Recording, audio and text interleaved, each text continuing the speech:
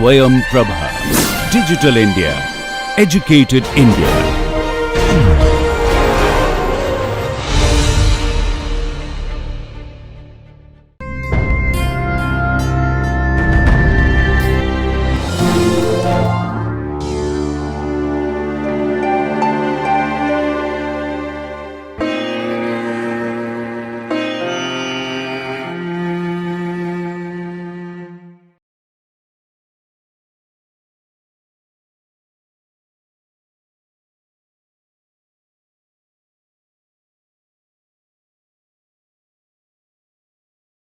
Hello, my dear learners. I am Dr. Tanveer from Institute of Advanced Studies in Education, Jamia Millia Islamia. For this session, our topic is learning in school and out of school, differences and connections.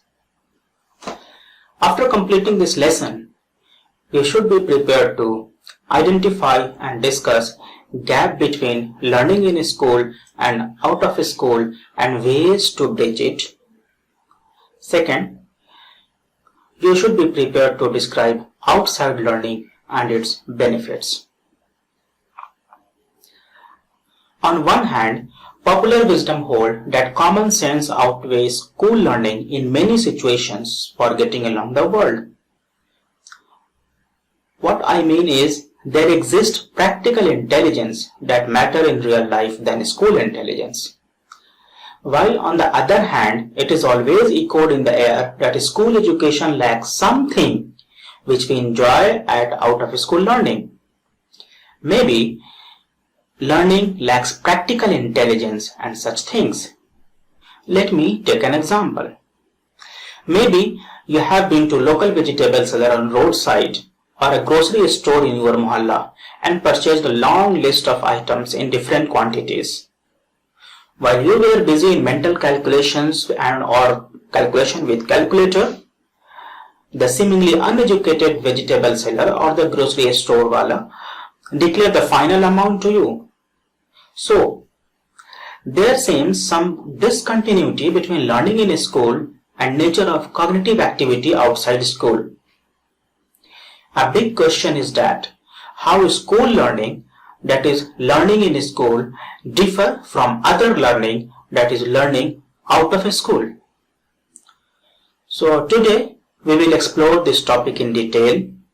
For this purpose, I will discuss some work of Lauren B. Resnick. She is an educational psychologist who has made notable contribution to the cognitive science of learning and instruction. In her famous book, Education and Learning to Think, and in her famous 1987 presidential address, she advocated the concept of out-of-school learning, which is very beneficial for children and young adults. In her address, she put forth 4 major differences between learning in school, that is typical school work, and learning out of school. Let me bring them into your attention. The first difference, what she pointed out, is individual cognition in school versus shared cognition out of school. Individual cognition in school versus shared cognition out of school. We know that the dominant form of school learning and performance is individual. Although group activities of various kind occur in school, students are ultimately judged on what they can do by themselves. A major part of the core activity of schooling is designed as individual homework, individual classwork and alike. For the most part, a student succeed or fail at a task independently of what other students do, except a few cases where grading is done on a curve. In contrast, much activity outside school is socially shared. Work, personal life and recreation take place within social system, and each person's ability to function successfully depends on what others do and how several individuals' mental and physical performance mesh with each other. Now, the second difference she pointed out about pure mentation in a school versus tool manipulation outside school. What does she mean by this? Traditionally, schooling aimed to foster unaided thought only, whereas mental work outside the school usually involve cognitive tools. Now first let me explain you what does cognitive tool stand for. Cognitive tools can be as simple as the list of frequently used calculations, dictionary, your notes, or anything which you use to assist yourself. In traditional school, the greatest premium is placed upon pure thought activity. It's a point to consider. Greatest premium is placed upon pure thought activities. What individual can do without the external support of books and notes, calculator or other complex instrument, I mean any cognitive tool. Although use of tools may sometimes be permitted during school learning, they are almost always absent during testing and examination time. During examination time, you have seen that notes are not allowed, your books are not allowed, calculators are sometimes not allowed, or anything which can aid your memory, which can aid your performance, which can aid you is not allowed. You are supposed to take test on the basis of your skills and your abilities only. No aids is allowed there. So, although use of these tools may be sometimes be permitted during school learning, but they are almost always absent during testing and examination. At least implicitly then, a school is an institution that value thought that proceed independently, without aid of physical and cognitive tool. In contrast, most mental activities outside school are engaged intimately with tools, and the resultant cognitive activity shaped by and dependent upon the kind of tools available. Some of the cognitive tools are allowed only in case of extreme unavoidability. In the days before computer, when we did large calculation in statistics by hand, we frequently refer to books of tables containing such as square and cube roots, trigonometric tables, conversion tables, log tables, and other transformations. We did not need to know how to compute these calculations, how to compute these values, but we should know only how to read the table and use the information in context of some larger task. We share the mental work with cognitive tools that others have prepared for us. Tools use is not only a way for people of limited education to participate in cognitively complex activity system, it is also a way of enhancing the capacity of highly educated people well beyond what they could do independently. For example, now I am sharing an intellectual task with computer and its software with the people involved in their development. Now the third difference is symbol manipulation in a school versus contextualized reasoning outside school. We learned that extensive use of tool is one of the way that out of school thinking engage the physical world more than in school thinking. School cultivates symbolic thinking, whereas mental activity outside the school engage directly with object and situations. Outside school, actions are intimately connected with object and event. People often use the object and event directly in their reasoning without necessarily using any symbol to represent them. School learning, by contrast, is mostly symbol-based. Indeed, connections to the event and objects symbolized are often lost in school learning. Let's understand this with an example. Take an example of a milkman. Maybe the milkman who delivers a packet of milk to you or some quantity of milk at your doorstep daily. What he or she use? He use a measuring flask to measure the volume of milk or the amount of milk. And as he poured milk in his measuring flask and then he poured that milk in your pot, he used this measuring flask as a unit and he just remembered the frequency, or he just remembered how many times he has poured milk from his flask to your flask and calculate amount as per the number of times. So what we see, the standard arithmetic seems to disappear in the real world situation. Of course, there is still some number manipulations required here in this case, but not the kind that would take place or that would place this problem in the chapter of a mathematics textbook. This tendency for school knowledge to be disconnected from the real life is not limited to mathematics only.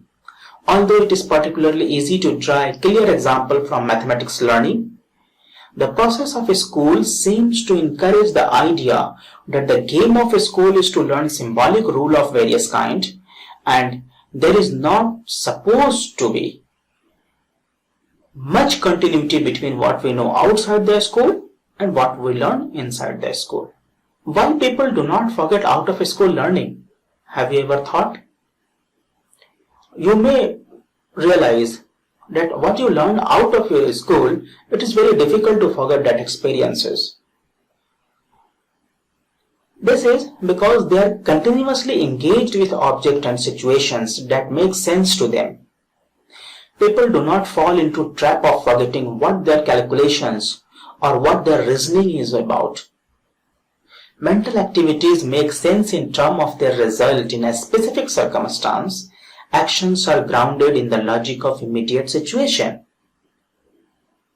Extensive studies of practical thinking in street market, carpentry shop, construction sites and like shows the people doing virtually error-free mathematics, error-free arithmetics, often applying the principles of number composition and decomposition quite flexibly without knowing the intricacies or without knowing the theories and principles behind those things.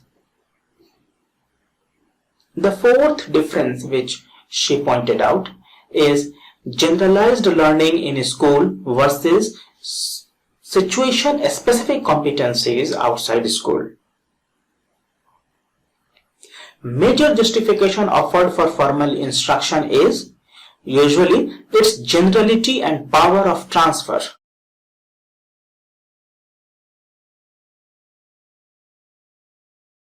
Yet to be truly skillful outside school, people must develop situation-specific form of competence. Maybe you have seen a garage mechanic or electronic repairman doing their job excellently without formal training. In most of the cases, they do not know the working principles, physics and electronics behind those machines and gadgets. Still, they are able to troubleshoot and repair those machines. Studies have found that extensive training in electronics and troubleshooting theories provide very little knowledge and fewer skills directly applicable to perform electronic troubleshooting. Growing evidence of this kind point to the possibility that very little can be transported directly from school to out of school use. But do this mean that learning those physics and technologies and those the theories and concepts of electronics in school is a waste? No, not at all. Studies also document the limit of highly situated skills acquired in the workplace. Several studies have demonstrated that when familiar aspects of a task change in certain ways, for example, when the construction foreman are asked to work with a scale which is not used in his culture, or a technician is asked to work on a new model of machine, unschooled individuals have considerable difficulty and may fail entirely to work on this new situation. School people do better, although they rarely use the supposedly general algorithm taught in school. But during those formal training, they develop insight and proper understanding of the problem, and transferability of those learning help them in novel situation. So they are able to invent new methods, they are able to discover new methods specific to the situation at hand. Just make an observation at both the places. We can add few more differences than what Lauren B. Resnick has pointed out. Let's take your case. I mean pre-service teacher educators or pre-service teachers. A school or your institution teaches psychological theories, but people acquire psychological approach from life itself. Maybe you know psychological theories better, but you have met some people who have never attended such classes, but they utilize those psychological approach in their life. Maybe they have never read books on how to make friends, but they are very good in making friends. They don't know the psychology behind creating friendship. But you will observe that they are applying this psychology very well to create a large number of friends or to have a large number of friends. You may have seen some people are very good in selling. They can sell their idea to you without you realizing them. The other may be that school train us to solve assumed problems, while out of school participation enable us to solve situational problems, real problems at hand. Schools hardly provide meaningful learning, while out of school learning is fully dependent upon meaningful learning.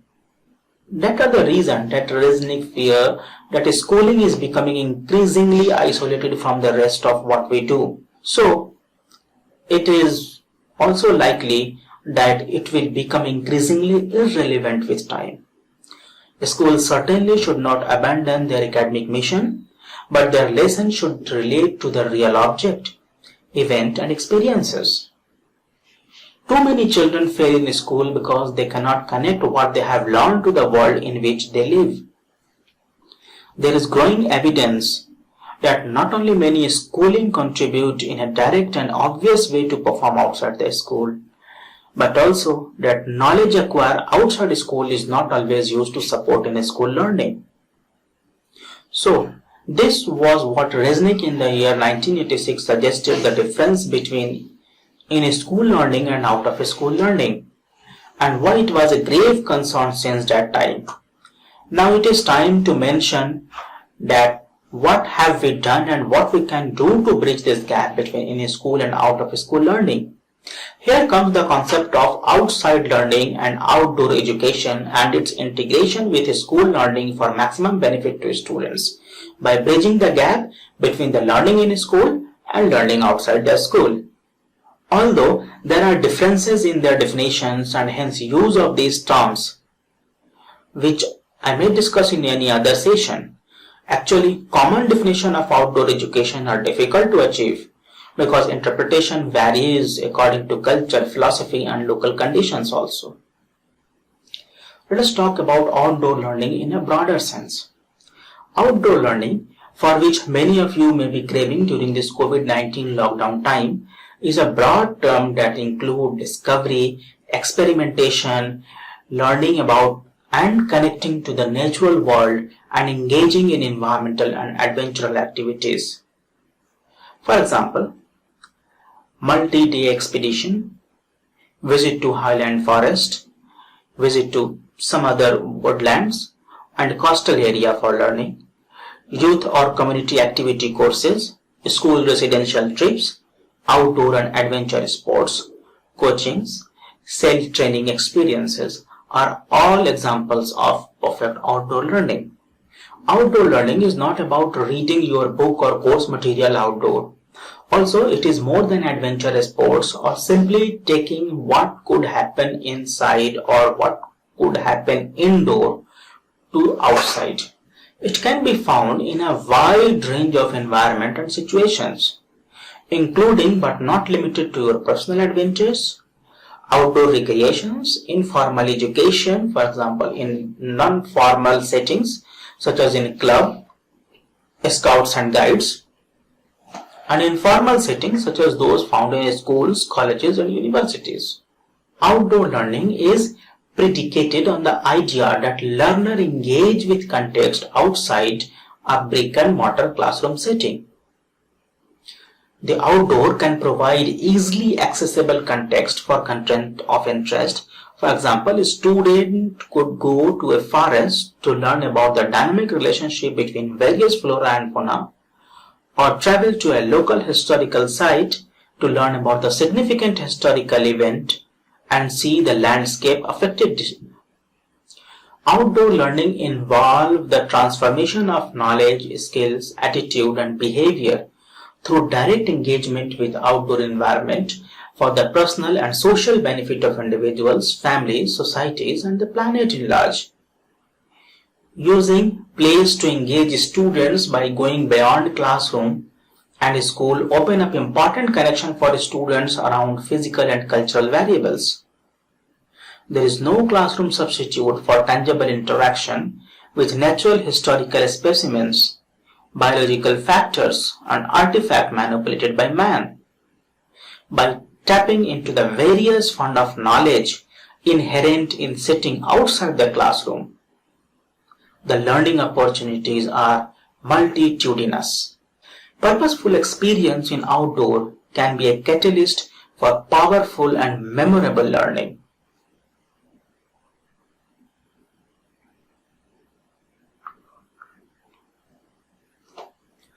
There are several things that you know about outside learning. Education is not about acquiring knowledge, but it involves several other things that can be obtained only through outdoor learning. This type of learning helps students to frame their learning methodologies based on the things they see. It offers them a capacity to learn and contribute to live in a successful life of the society. Outside learning adds up to the benefit offered by the classroom learning, and it is a perfect complement for the same. The primary objective of outside education is that a teacher can make the student understand and difficult concepts very quickly. It gives a deeper understanding of the fundamental concept. The impact created by outside learning is entirely different from the effect of classroom teaching. The brain reacts differently when you go for education beyond the classroom. This alternate type of learning is called experiential learning. It is a method of learning that is based on your senses. The thing that you see, hear, and feel can create a more significant impact on your success. Exploring the things around the world can help in widening your practical knowledge. Beyond the class, educational method maximize the potential of learning. It gives an overall quality learning experience as it bridges the gap between classroom study and practical studies. School education, or more precisely, learning in school campuses alone would not be sufficient for the overall development of a student. There are many advantages of outside learning. Many of them have been mentioned already. Just note down some of them. For example, school performance increase when child learn outdoor. A number of studies have been documented increased school performance through outdoor education. Researchers has documented increased standardized test score, enhanced attitude about school, improved in-school behavior, improved attendance, and overall enhanced student achievement when students learn in and about nature. In addition, outdoor education effectively employ a greater range of children's intelligence. Many researchers contribute the increase in performance to increased relevance and hand-on experience of the learning outdoor. Learning outdoor is active and increases the students' physical, mental, and social health. Some studies have even shown follow-up. Physical activities increase with outdoor learning. Access to nature has been shown to decrease the symptom of ADHD. Outdoor learning and access to nature also decrease the stress level of the student and teacher both. Children greatly benefit developmentally from being outdoor. Outdoor education and play support emotional, behavioral, and intellectual development. Studies have shown that students who learn outdoor develops a sense of self, independence, confidence, creativity, decision making and problem solving skills, empathy toward others, motor skills and self-discipline and initiatives. Often the outdoor provide a change of pace from the classroom, which students and teachers enjoy. Studies have shown increased student enthusiasm for learning outdoor. Outdoor experience helps students increase their understanding of their natural and human communities, which lead to a sense of place. Through connection to place, students develop a stronger environmental attitude and civic behaviors. Outdoor learning experiences are a foundation of raising the next generation of active citizens who take care of their natural and human communities. Outdoor learning connects families and community to the school. Outdoor classroom provide natural entry point for families and communities members to get involved with student learning. The relationship developed through outdoor learning lead to the greater parent and community involvement in and support for the school. Now, it is the time to summarize the today's learning. In today's session, we learn about the 4 general classes of discontinuity between learning in school and nature of the cognitive activity outside school given by the famous educational psychologist Lauren B. Resnick. What she pointed out is, put briefly, that schooling focuses on individuals' performance, whereas out-of-school mental activity or mental work is often socially shared. Schooling aims to foster unaided thought, whereas mental work outside school usually involve cognitive tools. School cultivates symbolic thinking, whereas mental activity outside school engage directly with objects and situations. Finally, schooling aims to teach general skills and knowledge, whereas situation-specific competencies dominate the outside world. This is what Resnick in the year 1986 suggested, the difference between school learning and out-of-school learning, and why the gap was a grave concern since that time. We discussed that school need to bridge this gap, and one of the many ways to do it by bringing out-of-school learning into the classroom and integrating the classroom learning with out-of-school education. There are various benefits that outside learning can offer to the students. One of the main benefits of outdoor education is that you get a practical understanding of the various subjects. It promotes your life skills as you face various types of challenges during your outside learning. Education beyond classroom can make students achieve in their life as it builds their personal and social skills. Outside learning makes you independent in your learning process. Outside learning creates interest in the various subjects of academics, and this keeps the student engaged in their studies. It promotes creativity and you do things differently than others. It is an informal learning process and it more like a play which make learning enjoyable and fun. This type of education changes your attitude toward life, and this helps to become a successful citizen. The students are ready to accept the challenges and take up risks if they are exposed with outside learning. The overall confidence of the student gets improved with practical knowledge gained from outside learning. You cannot substitute classroom learning with outside learning, it is a fact. But both should go together that you can achieve your success.